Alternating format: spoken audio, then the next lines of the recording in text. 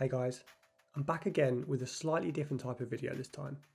We're slap bang in the middle of the 2022 car and livery reveal season, and so far we've seen liveries from the likes of Aston, Red Bull, Ferrari, Williams, AlphaTauri, Haas and McLaren.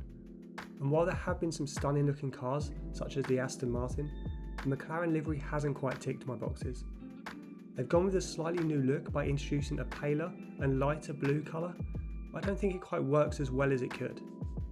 I think a lot of my concerns about the livery come from the design where there are some quite boxy elements.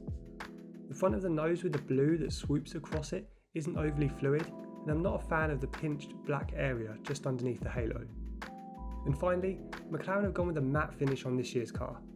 While I do think matte finishes can look fantastic on darker cars like the Red Bull, it just doesn't do this papaya orange justice.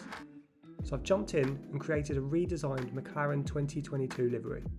I stayed true to the original by using the same colour palette and sponsors, but I've mixed up the way these colours are used together to create what I think is a sleeker looking design. Jumping straight in at the front, you'll see I've done away with the blue swoop on the nose. Instead, I've left this all orange and carbon fibre for a cleaner and less busy approach. I've then moved the blue to the leading edge of the front wing. I think running this along the front wing and up each end plate, it really emphasises the flowing new shape of the 2022 car. Moving around to the side of the nose, I've kept the blue stripe which runs up alongside the orange, but I've made the blue strip come to a few points, making it a little edgier. You can also spot that I've made the halo black instead of orange. I'm never a huge fan of running a coloured halo, and I think carbon fibre allows it to blend a little better. You can also see that I've adjusted the wheel rims to feature a papaya orange detail and removed the blue. Looking from a side angle, you'll see I've introduced more black on the side pods and removed a lot of the blue. I've taken inspiration here from the McLaren IndyCar livery, and I think it makes the car look like it's sitting a little lower to the ground. Again, I've taken from the IndyCar livery by running the Arrow sponsorship on top of the side pods. I've slightly adjusted the way the orange and blue sit on the engine cover and made them both sweep down a little more. This adds some movement and flow from the rear of the car.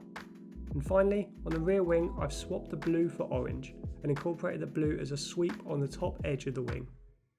This blue sweep finishes the design nicely by having the blue flow from the front of the car right through to the rear without being too prominent.